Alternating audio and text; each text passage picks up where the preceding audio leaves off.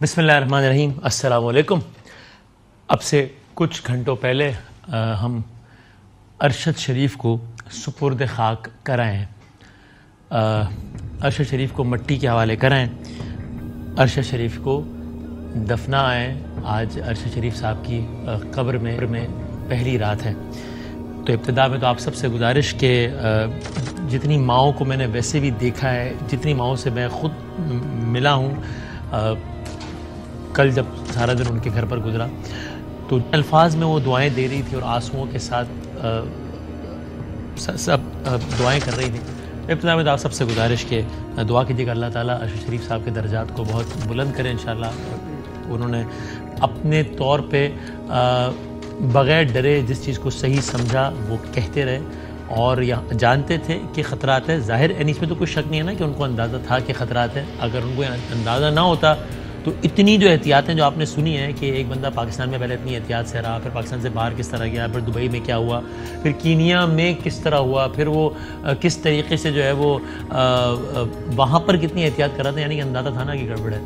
پھر بھی جو ہے وہ جس کو انہوں نے صحیح سمجھا وہ انہوں نے کہا. تو انہوں نے ایک شہادت کا رتبہ پایا ہے. آواز اگر کم کر سکیں، شہادت کا ایک رتبہ انہوں نے پایا ہے. تو آپ سب دعا کیجیے اللہ تعالیٰ ان کے درجات کو بلند فرمائے انشاءاللہ. یہاں میں اسلام آباد آفس میں پروگرام کر رہے ہیں تو یہاں بھی ایک بڑی عجیب سی کیفیت ہے. پورے پاکستان کی کیفیت ہے، لیکن میں صرف آپ کو یہاں کا آنکھوں کا حال بتا رہا ہوں. جب میں یہاں بیٹھا ہوں تو بالکل میرے سامنے اس کیمرے کے پیچھے، جو کیمرہ مجھے کیپچر کر رہا ہے، اس کے پیچھے ارشد شریف صاحب کا سیٹ لگا ہوا ہے پاور پلے کا، جس میں وہ سے پروگرام کیا کرتے تھے. ابھی جب میں آ رہا تھا تو آپ یقین مانیے اب یہ باتیں ہوتی نہیں بتانے والی، انہوں نے تو کبھی بتایا بھی نہیں، لیکن میں بتاتا ہوں. جس طریقے سے ابھی جو ڈرائیور مجھے ڈراپ کرنے آیا، جس طریقے سے وہ آنسوؤں سے دھاڑے مار کے ابھی اب سے 5 منٹ پہلے جس طریقے سے رو رہا تھا، میں ذاتی طور پہ جو جانتا ہوں، میں بڑی ذمہ داری سے بات کر رہا ہوں، میں ذاتی طور پر جو جانتا ہوں کہ انہوں نے کچھ لوگ جو ان کے سب آرڈینیٹس ہیں، میں ٹیم کی بات نہیں کر رہا، مطلب ویسے بات، مطلب ظاہر ہے پورے ادارے میں اور ویسے کہ کسی کی بچی کی فیس کا ذمہ کسی کا کیا، یہ میں ذاتی طور پر جانتا ہوں کہ وہ انہوں نے کس طرح سے اٹھایا ہوا تھا. حالانکہ ظاہر ہے وہ ایک مطلب ایسا تو نہیں ہے نا کہ کوئی ٹھیک ہے الحمدللہ اچھے خاصے کھاتے بھی تھے، لیکن ایسا بھی نہیں کہ کوئی ملنے لگی ہوئی ہیں، فیکٹریاں چل رہی ہیں. اور اگین ارشد شریف کے بارے میں ایک بات تو میں بہت حلف اٹھا کے قسم کھا کے کہہ سکتا ہوں کہ آپ ان کی رائے سے 100 اختلاف کریں. اکثر مجھے بھی رہتا تھا اور وہ اختلاف پروگرام تک محدود رہتا تھا، پھر ہم گپ لگاتے تھے یہیں بیٹھ کے.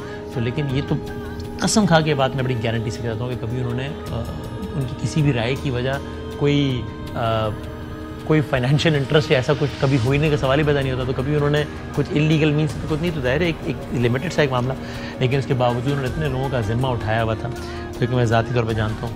تو یہاں بھی ایک بڑی سنسانی کا اور بڑی ایک ویرانی کا اور بڑا ایک عجیب و غریب عالم ہے.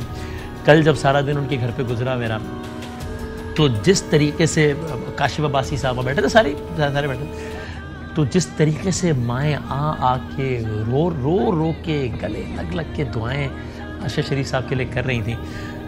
میں یہ ضرور کہوں گا کہ یہ ارشد شریف صاحب ان کا جانا تو اس سے بری خبر کیا ہو سکتی تھی، لیکن اس اعتبار سے بہت خوش نصیب رہے کہ اگر کوئی بھی اور طریقے سے اگر ہمیں ایک دن خبر آتی کہ جناب ہارٹ اٹیک ہو گیا، یہ ہو گیا، وہ ہو گیا، تو یقیناً اس انداز سے لوگوں کے جذبات نہ ہوتے کہ جیسے کہ اب ہیں. تو جتنا زیادہ لوگوں نے ان کو یاد کیا، آج اسلام آباد میں فیصل مسجد میں جو ایک جب میں غفیر تھا، مجھے اسلام آباد والوں نے بتایا کہ ہم نے اسلام آباد میں ایسا جنازہ، کتنے لوگوں نے کہا کہ جی ہم نے نہیں دیکھا اتنا بڑا جنازہ. وہاں پر کنٹرول کرنا مشکل ہو رہا تھا، لوگوں کو روکنا مشکل ہو رہا تھا. لوگ جس طریقے سے تابوت سے لپٹ رہے تھے، لوگ جس طریقے سے ایمبولینس سے لپٹ رہے تھے، مطلب اکثر تلخیاں ہو رہی تھیں لوگوں کو پیچھے کرنے میں. جو ایک عالم تھا یہ ارشد شریف جیت گیا. مظہر عباس صاحب پاکستان کے بہت سینئر صحافی ہیں، پاکستان کی ساری انہوں نے سیاسی تاریخ اور سب دیکھا. ان کے الفاظ یہ ہیں کہ پاکستان کی تاریخ میں کسی جرنلسٹ کا اتنا بڑا جنازہ نہیں ہوا ہے. یہ ان کے الفاظ ہیں. جی سے تعلق رکھتے ہیں جناب مظہر عباس صاحب. جس انداز سے لوگ والہانہ آج تھے. لیکن اس کا ایک اور پہلو یہ بھی ہے کہ ان کی ماں نے اپنا ایک اور بیٹا آج کھو دیا اور ان کے 5 بچوں نے اپنا باپ کھو دیا. ان بچوں کی آپ شکلیں اگر دیکھیں تو انسان کا کلیجہ کٹ کے رہ جائے. تو کوئی تو ہے نا کہ جس نے ارشد شریف صاحب کے بچوں کو اپنے باپ سے محروم کر دیا. کوئی تو ہے کہ جنہوں نے ان کی والدہ کو اپنے بچے سے محروم کر دیا. اور کیا کمال، اگر آپ نے جاننا ہے نا کہ ہمت، حوصلہ، صبر کا پہاڑ کس کو کہتے ہیں، اگر آپ نے اس کی ڈیفینیشن جاننی ہے کہ ایک مجسم پیکر جو ہے وہ ہمت حوصلے صبر کا کیا ہوتا ہے، تو اسلام آباد میں واقع G11 میں عرشد شریف کے گھر جائیں اور ان کی والدہ سے ملیں، تو آپ کو اس کی ڈیفینیشن سمجھ میں آئے گی کہ کسے کہتے ہیں۔ جب مجھے آج عدیل راجہ صاحب نے کہا واز ویری کائنڈ کہ آپ آخری دیدار کے لیے آ جائیے، بہت رشتہ بڑا مشکل ہوا جب انہوں نے کہا کہ آپ آ جائیں آخری دیدار کے لیے، تو اس وقت میرے لیے مشکل تھا اپنے جذبات قابو رکھنا، لیکن وہ ماں جس انداز سے کھڑی تھی اپنے بیٹے کے تابوت کے پاس اور جیسے فخر سے کہہ رہی تھی کہ میرے بیٹے نے شہادت کا جام نوش کیا ہے، میرے بیٹے نے سچی بات کی، حق سچ کی بات کی ہے، کیا بات ہے، کیا کہنے۔ اللہ تعالیٰ اس ماں کو، ہماری ماں جیسی ہے، اللہ تعالیٰ اس ماں کو بہت ہمت، بہت حوصلہ، بہت صبر دے انشاءاللہ۔ اور آپ لوگوں کو سلام کہ آپ لوگوں نے اس ماں کی الفاظ کی لاج رکھی۔ کل اس ماں نے کہا تھا کہ میرے گھر آنا، پھولوں کے نذرانے کے ساتھ میرے بچے کو لے کر جانا فیصل مسجد تک، تو رات گئے سے جو وہاں پر پھولوں کی برسات تھی، اور پھر آج جس انداز سے بڑی تعداد میں لوگ آئے اور پھر جس انداز سے فیصل مسجد لے کر گئے، پھر وہاں پر جس طرح جنازہ ہوا، پھر جس طریقے سے قبرستان لے کر گئے، فیصل مسجد سے نکل کے قبرستان جانا ایک ٹاسک ہو گیا تھا پورا، کیونکہ مطلب لوگ نکلتے جا رہے ہیں۔ ہم جب نماز جنازہ ادا کر کے نکل رہے تھے، نماز جنازہ ختم ہو گئی، اس کے بعد اتنا وقت لگا تابوت کو دوبارہ ایمبولینس میں لے کے جا کے پھر نکلنے میں، جب نکل رہے تھے یعنی کہ نماز جنازہ کو اتنی دیر ہو گئی تھی، تب ہم نے دیکھا تو آگے سارا راستہ بلاک ہوا تھا۔ ہم نے پوچھا بھائی یہ کیوں راستہ بلاک ہوا ہے؟ معلوم ہوا، ہم نے خود دیکھا بھی، پھر آگے ایک اور غائبانہ نماز جنازہ ہو رہی تھی جو ہم نے خود دیکھی، پاکستان کے مختلف شہروں میں تو ہوئی، لیکن وہیں پر فیصل مسجد کے بالکل ساتھ ہی، یعنی بہت سارے لوگ تھے جو یہ اس رش میں جو آپ دیکھ رہے ہیں ٹیلی ویژن میں، جو اس میں شامل نہیں تھے، انہوں نے بعد میں غائبانہ نماز جنازہ پڑھی ہے۔ اتنا رش، اتنا سب کچھ تھا، لیکن ایز اے سیٹ کوئی ہے تو بس آئی ایم شیور کہ سب کی یہ دعا ہوگی، اور جب کہ سب کہہ رہے ہیں کہ اس کی تحقیقات کرائی جائیں، جو کہ بڑی زبردست بات ہے۔ گورنمنٹ اپنے طور پہ کمیشن قائم کرنے کی بات کر رہی ہے، گورنمنٹ کہہ رہی ہے کہ یہ 2 رکنی لوگ چلے گئے ہیں، جو ٹیم ہے وہ کینیا چلی گئی ہے، افواج پاکستان کہہ رہے ہیں کہ آپ انٹرنیشنلی، میں تو کل سے کہہ رہا تھا کہ بھائی اس معاملے کو انٹرنیشنلائز کریں، کیونکہ کینین اتھارٹیز نے اگر ہمیں صحیح ڈیٹا فراہم نہیں کیا تو وہاں جو 2 رکنی ٹیم گئی ہے وہ کیا نکالے گی اسے؟ ان کو جو بتایا جائے گا اسی کی بنیاد پہ تحقیقات کریں گے نا۔ تو میں تو کل سے کہہ رہا تھا کہ اس کو جتنا ہم انٹرنیشنلائز کر سکیں، آج ہی DGISPR نے بھی اگر یہ بات کی ہے تو یہ بڑی اچھی بات ہے، اور سب کو یہ دعا کرنی چاہیے کہ جنہوں نے یہ کام کیا ہے وہ روز محشر تو بھگتیں گے، اللہ کی عدالت کے نظام سے کون بچ سکے گا، لیکن اگر میں دعا کروں تو I'm sure کہ آپ سب لوگ میرے ساتھ ہوں گے، بلکہ آپ سب کی بھی دعا ہوگی کہ اللہ کرے کہ ایسا ہو کہ اس دنیا میں وہ لوگ اپنے انجام کو پہنچے اور سب دیکھیں کہ جنہوں نے کیا تھا وہ کون تھے اور وہ سارا حالات کیا ہوئے تھے۔ تو اللہ تعالیٰ ارشد شریف صاحب کو اپنی میرے منہ سے نکلنے لگا تھا کہ حفظ و امان میں رکھیں، میں بھی یہ کہوں گا اللہ تعالیٰ ان کے درجات بلند فرمائیں انشاءاللہ۔ اور ظاہر اس وقت پورے پاکستان میں بات ہوئی، آج جو پریس کانفرنس ہوئی اس میں بھی جو ہے وہ بہت زیادہ بات اس حوالے سے بھی بہت اچھی بات ہے، بڑی زبردست بات ہے آج جو کہی گئی ہے پریس کانفرنس میں کہ جب DGISPR کہتے ہیں کہ جی ہم نے تو اپنا بندہ بھی نکال لیا اس کمیٹی سے، تاکہ یہ شائبہ نہ ہو کہ جب اس کمیٹی کے یا 3 رکنی کمیٹی کہہ لیں، کمیشن بھی کہہ لیں، کہ جب اس کے وہ آئیں جو بھی نتائج آئیں تو کوئی یہ نہ الزام لگائے کہ جناب ہمارا بندہ انفلوئنس ہو گیا، تو وچ از ویری گڈ۔ اور وہ جب وہ یہ کہتے ہیں کہ جناب ہر چیز کی تحقیقات کی جائے تو فیئر تحقیقات ہونی چاہیے اور پتہ لگے کہ یہ سارے کیا معاملات ہوئے اور یہ سب کیا ہوا۔ ارشد شریف صاحب ہمیشہ ہمارے دلوں میں رہیں گے اور ہم سب کی دعاؤں میں ارشد شریف صاحب ہمیشہ رہیں گے۔ ایک وقفے کے بعد ہم کے دوسرے سے بریک کے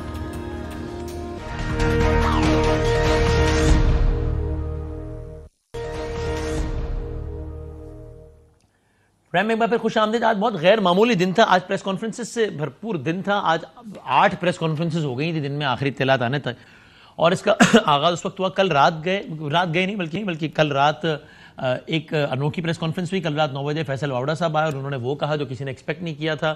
پاکستان تحریک انصاف ان سے بالکل ناراض ہو گئی، رکنیت معطل کر دی۔ لگتا ہے ایسا اس پریس کانفرنس کے بعد now Pakistan Tehreek Insaf is past in history for Faisal Vawda صاحب۔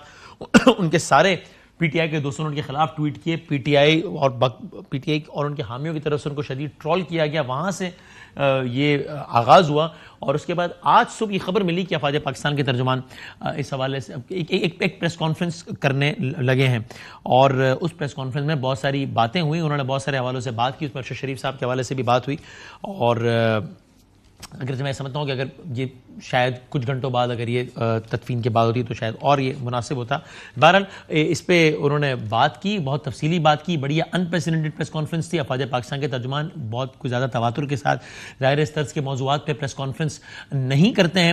اس میں ارشد شریف صاحب کا موضوع پہلے زیر بحث آیا, اس کے بعد سائفر اور دیگر حوالوں سے بات چیت ہوئی, اور پھر جب انہوں نے اپنی گفتگو کا اختتام کیا تو اس کے بعد اس پریس کانفرنس کا ریئل سرپرائز سامنے آیا کہ جب انہوں نے کہا, خود یہ کہا کہ موضوع کی حساسیت کو دیکھتے ہوئے میں نے ڈی جی آئی ایس آئی سے بھی گزارش کی ہے کہ آپ لوگوں کے جو سوالات ہیں اگر ان سے کچھ سوالات ہوں تو جوابات دینے کے لیے میں ڈی جی آئی ایس آئی سے گزارش کروں گا کہ وہ آئیں اور یہاں پر تشریف رکھیں. یہ پاکستان کی تاریخ میں, اب مجھے اگر صحیح پڑتا ہے حالیہ تاریخ میں تو یقیناً 100%, لیکن کبھی امکان بات کہ پاکستان کی پورے پاکستان کی تاریخ میں یہ پہلی مرتبہ ہوا ہے کہ اس انداز سے خفیہ ادارے کے سربراہ ڈی جی آئی ایس آئی نے آ کر میڈیا سے بات کی ہو. اور ظاہر سی بات ہے کسی اور سے زیادہ ان کو خود اس بات کا ادراک تھا کہ یہ بہت ہی ایک ریئر مومنٹ ہے یہ, اور خاص طور پہ جو current D G I S I ہیں وہ اس چیز کو اپنے ایکشن سے بہت میک شور کرتے رہے ہیں کہ کوئی بھی ایسا عمل نہ ہو کہ جس سے ان کی تشہیر کا عنصر جائے کسی بھی حوالے سے. وہ بہت زیادہ رابطے میں بھی نہیں رہتے صحافیوں سے, یا اس طرز کے رابطوں کو بھی وہ ایوائڈ کرتے ہیں. تو ڈی جی آئی ایس آئی کا سامنے آنا اور پھر اس ڈی جی آئی ایس آئی کا ان کا اس انداز سے سامنے آنا یہ حیران کن تھا. اس کا اندازہ خود ان کو بھی تھا. تبھی جب ڈی جی آئی ایس آئی آیا اپنی نشست پر بیٹھے تو انہوں نے خود ان الفاظ میں تذکرہ کیا کہ مجھ کو اندازہ ہے کہ اس کو یہ سب منظر دیکھ کے سب حیران ہوں گے. یہ کہا انہوں نے, شعوری احساس ہے کہ آپ لوگ مجھے اپنے درمیان دیکھ کے حیران ہیں, اور میں آپ کی حیرانی کو اچھی طرح سمجھ سکتا ہوں. خصوصی طور پہ میں اپنی ایجنسی کے لیے آیا ہوں جس کے آفیسرز اور ایجنٹس پوری دنیا میں پاکستان کے اندر اس ملک کی پہلی دفاعی لائن بن کے 24 گھنٹے جاگ کام کرتے ہیں.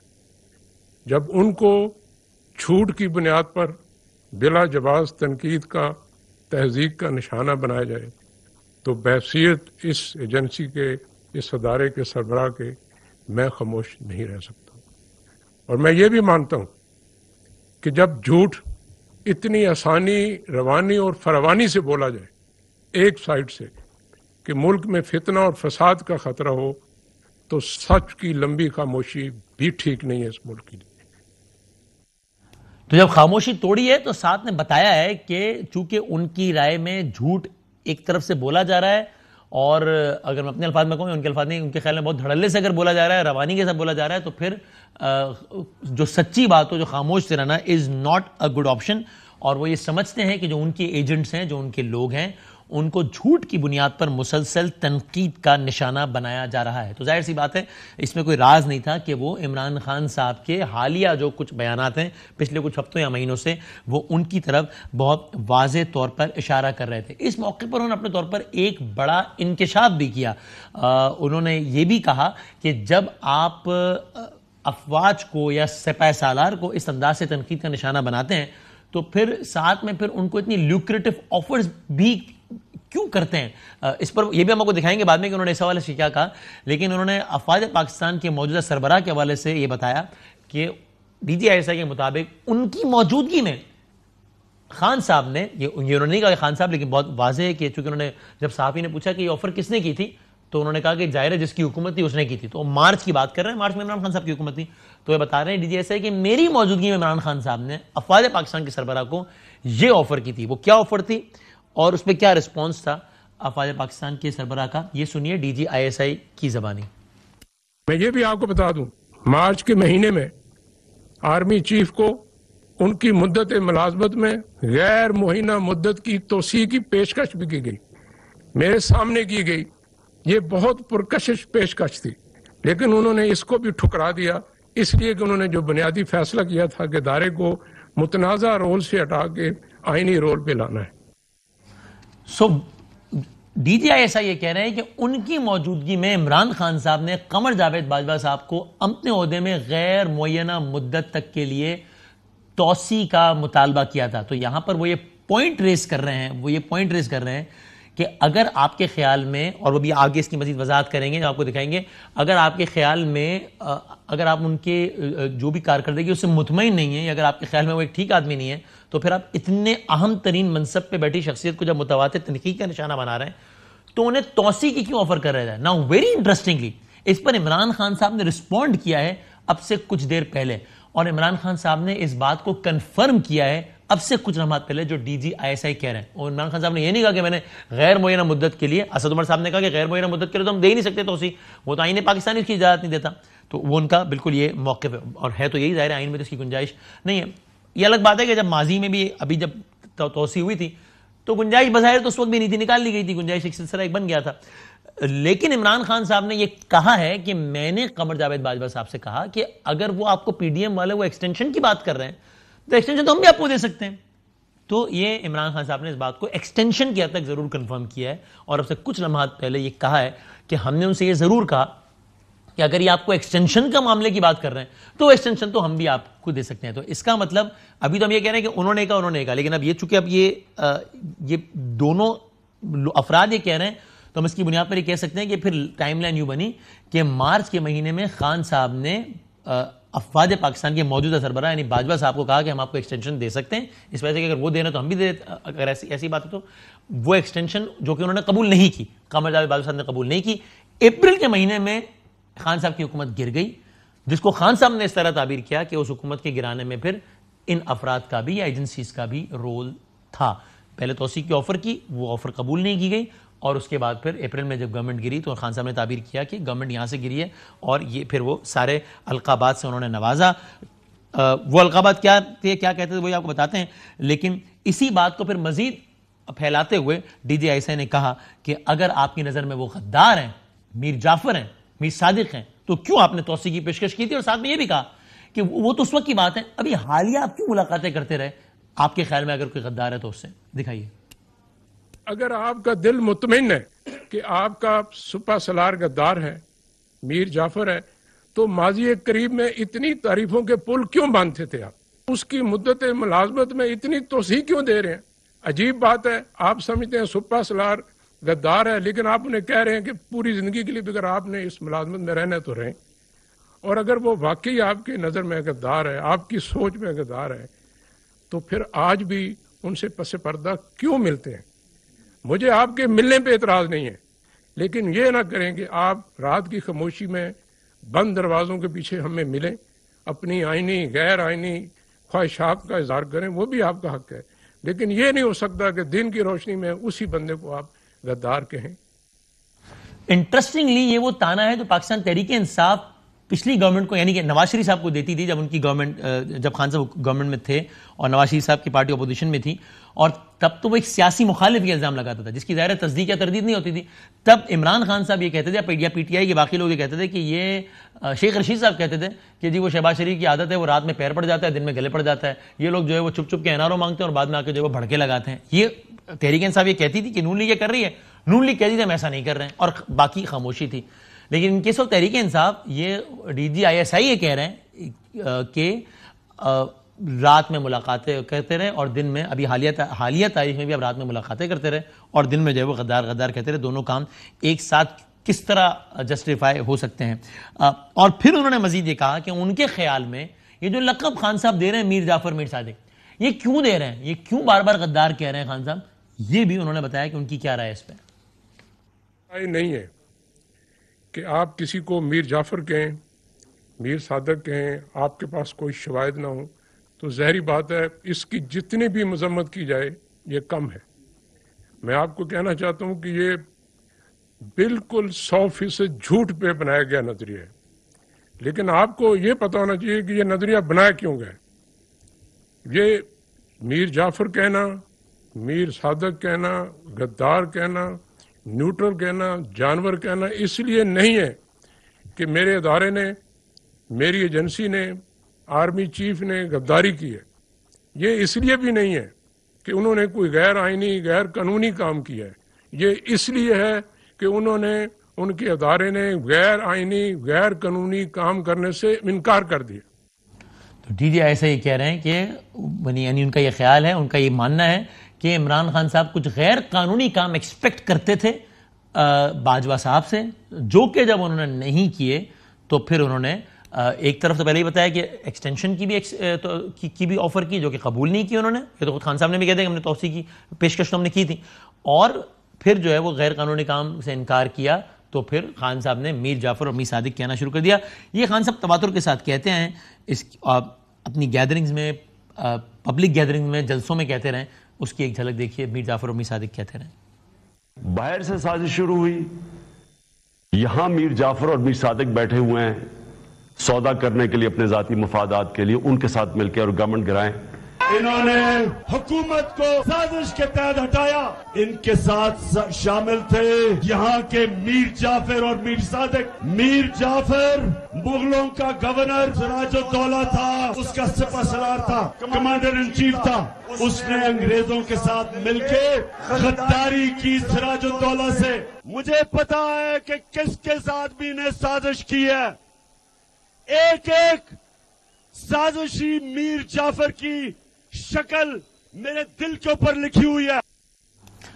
Now again very interestingly جب پی ایم ایل این تنقید کرتی تھی، خیر وہ تنقید پہ اس حد تک تو نہیں گئے تھے، انہوں نے غدار تو نہیں کہا تھا، اور میری بڑی اسٹیبلشڈ ایک رائے ہے کہ کسی کے بھی، یہ تو آپ افواج پاکستان کی سربراہ کی بات کریں، کسی بھی حوالے سے، اور میں بہت سالوں سے بات ریپیٹ کرتا آیا ہوں کہ کسی کو بھی کیسے کوئی غداری کا سرٹیفکیٹ دے سکتا ہے، کوئی کیسے بتا سکتا ہے کہ یہ محب وطن ہے، یہ غدار ہے. اتنی آسانی سے آپ کیسے کسی کو غداری کا سرٹیفکیٹ دے سکتے ہیں.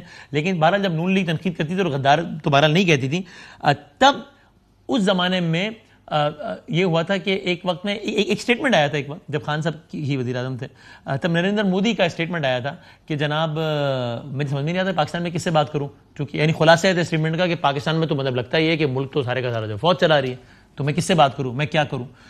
اور نون لیگ بھی تنقید کرتی تھی اپنے حوالے سے. تو اس وقت تحریک انصاف کی اسٹیٹڈ پوزیشن ہے کہ بھائی یہ نون لیگ جو ہے وہ بھارت کے ایجنڈے پر یہ کام کر رہی ہے، چونکہ یا مودی کہتا ہے فوج کے خلاف، یا مودی کہتا ہے کہ فوج چلا رہی ہے پاکستان، یا نون لیگ کہتی ہے. تو یہ دیکھیں آپ، یہ کتنا واضح ہو گیا کہ یہ دونوں ایک دوسرے کے یار ہیں، یعنی کہ غدار ہیں. اور یہ لیکن آج خان صاحب خود جو ہے وہ غدار کہنے کے حد تک جا رہے ہیں، اور اس کو اس پر تبصرہ خود ڈی جی آئی ایس آئی اس پہ کر رہے ہیں. تو بہرحال یہ اب ساری کی ساری صورتحال ہے. اب کل کا دن بڑا اہم ہے. عمران خان صاحب سے کچھ دیر پہلے لبرٹی چوک لاہور پہنچے ہیں. انہوں نے کہا کل یہاں سے سب سے بڑا لانگ مارچ کا آغاز ہوگا، اس لانگ مارچ کے نتیجے میں تبدیلی آ کر رہے گی، یہ انہوں نے کہا ہے. اور خان صاحب نے لانگ مارچ کے حوالے سے اب ایک ویڈیو بیان بھی جاری کیا ہے تھوڑی دیر پہلے. کیا کہ لانگ مارچ کے حوالے سے کل کی یہ بھی دیکھ لیں. میرے پاکستانیوں، کل 11 بجے میں لبرٹی چوک سے اپنی حقیقی آزادی کی تحریک کا آغاز کر رہا ہوں. میں چاہتا ہوں آپ سب اس میں شامل ہوں. یہ کوئی سیاست کے لیے کوئی تحریک نہیں ہے، یہ کوئی ذاتی مفادات کے لیے نہیں ہے، کوئی گورنمنٹ گرانے یا لانے کے لیے نہیں ہے. یہ ملک کو حقیقی طور پہ آزاد کرنے کے لیے. انشاءاللہ ہم کل نکلیں گے صبح 11 بجے، اور یہ تحریک چلے گی. یہ تب تک نہیں رکے گی جب تک ہم اس ملک کو حقیقی طور پہ آزاد نہیں کرتے. اور وہ تب ہوگا جب ایک عوام فیصلہ کرے گی صاف اور شفاف الیکشن سے کہ کس کو اس ملک کی قیادت کرنی چاہیے. یہ ساری کی ساری صورتحال ہے. ہم منتظر تھے اور ہیں پاکستان تحریک انصاف کے رد عمل کے لیے. فواد چودھری صاحب نے ہم سے کمٹمنٹ کی ہے. آئی ہوپ کہ وہ ایک بریک کے بعد ہمارے ساتھ موجود ہوں گے. بریک کے بعد آتے ہیں دوبارہ.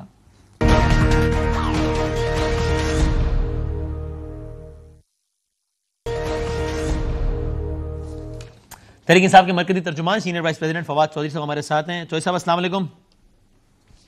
جی السلام علیکم سر، بہت شکریہ وقت دینے کا. یہ پریس کانفرنس ہوئی، ظاہر ہے پاکستان کی تاریخ کی اپنی ایک منفرد پریس کانفرنس تھی، اس پہ آپ لوگوں نے جوابات دیے، بہت ساری بات چیت بھی ہو گئی. تو میں چاہتا ہوں جو بات ہو گئی ہے ہم وہ ریپیٹ نہ کریں، کچھ اور میں کوئی بات کر لوں. سر اب جبکہ چونکہ ڈی جی آئی ایس آئی نے آفیشلی یہ بات کہہ دی ہے، آپ میں سن پا رہے ہیں فواد صاحب؟ بہت ساری جی میں سن جی ٹھیک. اب جبکہ انہوں نے خود یہ بات کہہ دی ہے کہ جناب ان کے الفاظ میں کہ اگر آپ سپاہی سالار کو غدار سمجھتے ہیں تو پھر ملتے کیوں ہیں سارا کچھ. تو اس لیے میں آپ سے پوچھ رہا ہوں کہ کیا واقعی آپ کی سپاہی سالار کی موجودہ کے بارے میں یہی رائے ہے جو انہوں نے کی، جو انہوں نے کہی؟ اس کی آپ اس رائے کی کوئی توجیہ پیش کریں گے، یا آپ یہ کہیں گے کہ نہیں یہ کوئی غلط فہمی ہوگی ہماری، ہم نے جب بھی یہ القابات دیے میر جعفر میر صادق کے تو ہماری مراد اس سے سپاہی سالار تھے ہی نہیں؟ ویسے کافی میں حیران ہوا ہوں کبھی چیف صاحب کے اوپر یا کوئی ایسے بات تو کہی نہیں ہے. جو عمران خان جب بات کرتے تھے جو وہ ایک بڑے پیرائے میں بات کر رہے ہیں, ایک ہسٹوریکل اس کے اوپر بات کر رہے ہیں. دیکھیں جنرل باجوہ صاحب کا فرینکلی جو بڑا احترام کا تعلق رہا ہے ہمارا, اور ایون حکومت جانے کے بعد بھی بڑا احترام کا تعلق رہا ہے. مجھے نہیں سمجھ آتی کہ ہو سکتا ہے کہ کچھ درمیان میں لوگ بڑھا چڑھا کے بھی باتیں کر دیتے ہیں. فیک ٹویٹس تک جو ہیں وہ چیف صاحب تک پہنچائی گئی کہ دیکھیں یہ فلانے نے یہ ٹویٹ جو ہے وہ کی ہے, حالانکہ وہ فیک تھی اور منیمم انویسٹیگیشن یا تحقیق بھی نہیں کی گئی اس چیز کی. تو خان صاحب جب میر جعفر میر صادق کہہ رہے تھے کہ ہمارے یہاں کے میر جعفر میر صادق, اور ایک تقریر میں انہوں نے بتایا بھی کہ جو میں نے چلائی بھی کہ سپاہ سالار یہ وہ, تو ان کا اشارہ کس طرف ہوتا تھا؟ دیکھیں جو انہوں نے یہ بات کہی تھی وہ کئی دفعہ جو انہوں نے اسپیچ میں ریفر بھی کیا ہے کہ مثلا جو ہمارے لوٹے تھے وہ سارے میر جعفر ثابت ہوئے, ہمارے میر صادق ثابت ہوئے, غدار ثابت ہوئے. تو یہ تو ڈیفرنٹ کانٹیکسٹ میں انہوں نے بات کی ہے. کبھی بھی انہوں نے آرمی چیف کا, مجھے نہیں یاد پڑتا کہ کبھی آرمی چیف کا یا ڈی جی کا انہوں نے نام لیا ہو. اور ٹھیک ہے درمیان میں کئی لوگ جو ہیں انہوں نے اپنی طرف سے کوئی بات بنا دی ہو, کر دی ہو, نام تو واقعی نہیں لیا, کم از کم آن ریکارڈ تو کبھی بھی نہیں لیا, لیکن آپ یہ کہنا ہے کہ ان کا اشارہ بھی کبھی اس طرف نہیں تھا, یہ اشارہ اپنے سیاسی مخالفین کی طرف تھا. نہیں دیکھیں نا, اشارہ ہو نہیں سکتا. عمران خان کی بڑی ہماری واضح پالیسی ہے, اب بھی پریس کانفرنس میں بھی ہماری اب بھی واضح لائن ہے. دیکھیں فوج کے بغیر ملک نہیں چلا کرتے. آرمی چیف ہوں, ڈی جی ہوں, یہ لوگ پاکستان کے جو نظام چلانے کا انٹیگرل حصہ ہے, یہ ستون ہے. اب ہم فوج کے ساتھ لڑ کے تو نہیں, ہم نے تو حکومت میں واپس آنا ہے. ہمارا تو مقصد یہ ہے کہ الیکشن ہو, عوام جو ہے وہ الیکشن میں منتخب کریں حکومت کو, اور ہمیں لگ رہا ہے ہم جیتیں گے واپس آئیں گے. تو ہم نے کیا اپنا فوج کے ساتھ کام مل کے نہیں کرنا تو کس کے ساتھ کرنا ہے؟ تو ہم کیوں اپنی جو ہے وہ لڑائی کو اس طرح سے اپنے لے کے جائیں؟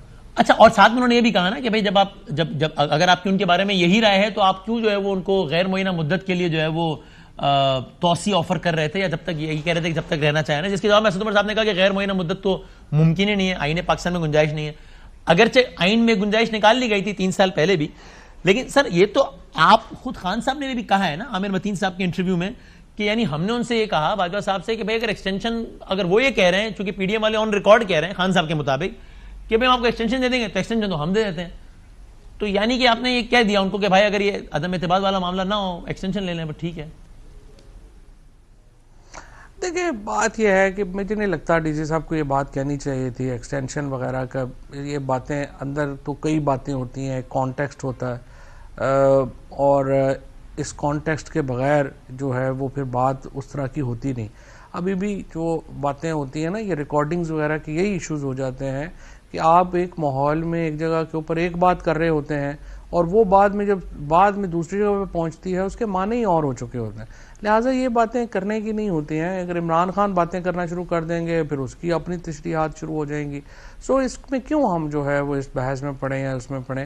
بات یہ ہے کہ اگر آپ یہ تو بڑا کلیئر ہے نا. چلیں میر جعفر میر صادق والی بات پہ آپ کہہ رہے ہیں کہ بھائی ہمارا اشارہ کبھی وہاں تھا ہی نہیں, چلیں آپ نے اپنا اوپینین دے دیا, اب اس پہ ادارے کا جو بھی موقف ہو, لیکن یہ تو طے ہے نا کہ خان صاحب ہر دوسری تقریر میں, بلکہ اب تو ہر تقریر میں کئی دفعہ ادارے کے رول کے حوالے سے ایک تنقیدی رائے وہ رکھتے ہیں. اور ظاہر ہے ادارے کا اگر کوئی رول ہے جو پہ خان صاحب مطمئن نہیں ہے تو ادارے کے سربراہان پر بھی وہ تنقید تو ہے نا. تو یہ بات تو حیران کن ہے نا کہ ایک شخص آپ کی رائے میں اتنی غلطیاں کر رہا ہے اور آپ اس کو تنہائی میں آپ کہہ رہے ہیں کہ آپ ایکسٹینشن لیں یار, بس ابھی یہ عدم اعتماد نہ ہو, بس باقی لیں ایکسٹینشن لیں. نہیں دیکھو نا, اس کو دیکھیں بات یہ ہے, یہ تو آپ مطلب پتہ نہیں آپ نے کیا کہاں سے کہاں میں لا دیا. اچھا سمپل بات ہے, پاکستان میں 1951 سے فوج کا رول ہے. پاکستان میں ہر 3 سال کے بعد ایکسٹینشن کا, محدود کا, نیا آرمی چیف کا یہ رولا پڑ جاتا ہے. یہ تو پاکستان کی سیاسی جماعتیں, پاکستان کے اسٹیبلشمنٹ, ہم اس مسئلے کو ٹھیک کرنے کو تیار ہی نہیں ہے. تو جس کے پاس طاقت ہے, جس نے پاکستان کے نظام کو اکاڑ پچھاڑ کرنے کی صلاحیت ہے, تو آپ کیا کریں گے؟ بات کیا کریں گے آپ اس سے؟ یہی بات کریں گے نا کہ جناب آئیے بتائیے کیا پرابلم ہے, اس کو سیٹل ڈاؤن کر لیتے ہیں. آپ جب کاز ٹھیک نہیں ہو رہا اور کرنے کو فرینکلی کو تیار بھی نہیں ہے تو پھر ایسے ہی چلے گا. لیکن ان دس پرٹیکولر کیس تو وہ کہہ رہے ہیں کہ ہمیں توسیع کی آفر کی, وہ تو کہہ رہے ہیں غیر معینہ مدت کے لیے. چلیں اس کو چھوڑ دیں. وہ کیا کہہ رہے ہیں چھوڑ دیں آپ, وہ کیا کہہ رہے ہیں پاکستان میں تو غیر معینہ مدت. چلیں آپ کیا کہہ رہے ہیں میں اس پر آیا, سول گورنمنٹس کے پاس ہے اختیار بیچاروں کے پاس. آپ کیا کہہ رہے ہیں میں اس پر آیا تو آپ یہ کہہ رہے ہیں کہ ہم نے کہا ایکسٹینشن چاہیے تو لے لیں, اور ایکسٹینشن انہوں نے نہیں لی, تو اس کا مطلب اگر ذاتی مفاد مقصود ہوتا ان کا تو وہ لیتے ہیں نا ایکسٹینشن اور پھر آپ کنٹینیو کرتے ہیں, تو اس کا مطلب نہیں تھا نا پرسنل انٹرسٹ, ورنہ لے لیتے ایکسٹینشن. آپ یہ جو میں آپ کہہ رہے ہیں اس پہ کہہ رہا ہوں میں. یہ کمپلیکس بحث ہے, اس میں یہ نا ڈرائنگ روم کی بحث ہے, یہ بند کمرے کی بحث ہے, اس کے اوپر بات زیادہ نہیں ہو سکتی, اس اور ایشوز ہیں. اچھا ٹھیک. اچھا اور یہ آگے بڑھتے ہیں. کل ہمارے پروگرام میں تھے اور آپ ایک کنفیوژن کے عالم میں تھے شدید. آپ نے 10-11 مرتبہ کہا کہ بھائی باوڑا صاحب کیا کہہ رہے ہیں, مجھے نہیں سمجھ آ رہی. اب آپ کو آ گئی یہ سمجھ کہ ان کا کیا مطلب تھا. باوڑا صاحب کے لیے تحریک انصاف اور تاریخ کا حصہ ہو گئی ہے کیا فواد صاحب؟ ظاہر ہے کہ وہاں سے تو وہ انہیں سسپینڈ بھی کر دیا گیا ہے, لیکن دیکھیں ہمیں تو ظاہر ہے مجھ سے تو انہوں نے مشورہ نہیں کیا, ہمارے تو دوست ہیں, فیصل ہمارا تو دوست ہے, اور اگر مشورہ کرتے تو میں انہیں یقیناً یہ مشورہ دیتا کہ آپ کے تعلقات اچھے ہوں گے, اور یقیناً ان کے بڑے اچھے تعلقات ہیں ادارے کے ساتھ اور سب کے, لیکن آپ پولیٹیکلی ارریلیونٹ نہیں ہونا چاہیے آپ کو. اگر آپ پولیٹیکلی ارریلیونٹ ہو جائیں تو پھر کیا فائدہ آپ کا تعلقات کا بھی یا کسی کا بھی. یہاں پہ فیصلے ہوتے ہیں, فیصلے بدل جاتے ہیں, لیکن اگر آپ کی ریلیونسی نہیں رہے گی تو پھر آپ کا کیا اس میں جو ہے وہ رول ہوگا. تو اگر آپ ریلیونٹ ہی نہیں ہے تو بس پھر آپ جو عمران خان کو بھی چھوڑے گا وہ ریلیونٹ ہو جائے گا. تو عمران خان کو چھوڑ کے اس وقت پالیٹکس کیا کرے گا کوئی؟ کیوں کیا آپ کے خیال میں باوڑا صاحب نہیں ہے؟ آپ کو سمجھ آتی ہے کچھ؟ ان کے تعلقات ہیں, ان کی دوستیاں ہیں, انہوں نے اس موقع تعلقات تو بہت ساروں کے ہیں, ظاہر ہے خود دیدی ایسا ہی نہیں کہا کہ اس جماعت سے زیادہ تعلقات ہیں میرے کسی بھی اور جماعت سے زیادہ, تو کوئی شبہ نہیں, کوئی شبہ, یہ بات صحیح, بالکل. اچھا کل اب جاتے تھے بتا دیں, کل پھر آپ صبح 11 بجے نکل رہے ہیں لبرٹی چوک سے, پھر کیا ہے کل کے دن کیا ایکٹیویٹی آپ لوگوں کی؟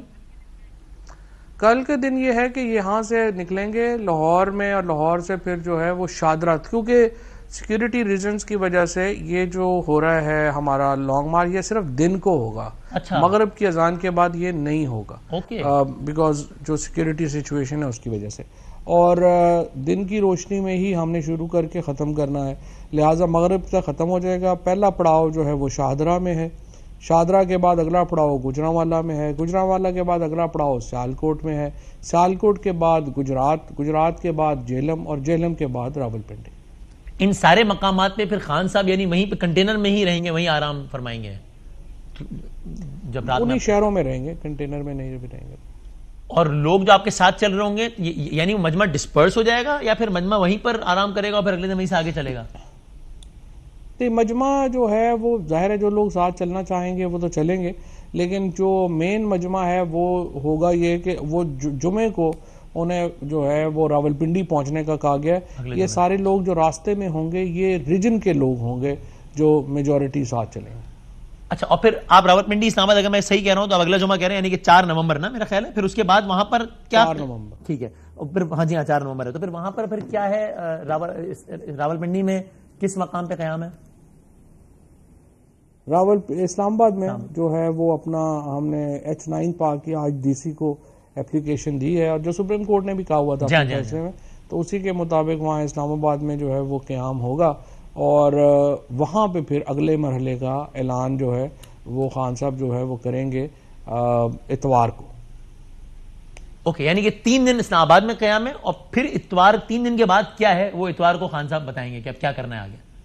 ایگزیکٹلی, ٹھیک ہے. اور اس میں کچھ اس طرح کا تو پلان نہیں ہے نا, یا ہے کہ ساتھ میں آپ یہ بھی کر رہے ہوں گے کہ جناب کل جب آپ نکلنا شروع کریں گے تو مختلف شہروں سے لوگوں کو کہیں گے کہ مرکزی شاہراہوں میں اپنے اپنے شہروں کی پہنچے اور جام کریں, ایسا کچھ تو نہیں ہے پلان میں؟ کچھ خبریں چل رہی تھی اس لیے نہیں, ہم کوئی مرکزی شہروں کو جام نہیں کر رہے, صرف یہ ہے کہ کوئٹہ سے کراچی سے قافلے جو ہیں وہ پرسوں سے وہ نکلنا شروع ہو رہے ہیں تاکہ وہ وہاں پہ پہنچ جائیں. آپ 4 نومبر تک الیکشن کی ڈیٹ لے پائیں گے فواد چودھری صاحب؟ اتنا ماحول بنا لیں گے آپ کے خیال میں؟ ہمیں تو امید ہے اس سے پہلے لے پائیں گے, بٹ لیٹس سی. اوکے, بہت شکریہ سر. فواد چودھری صاحب, مرکزی ترجمان پاکستان تحریک انصاف, ہم سے بات کر رہے تھے. دیکھتے ہیں کیا ہوتا ہے, زندگی صحت رہی تو کل ملتے ہیں انشاءاللہ. اللہ حافظ.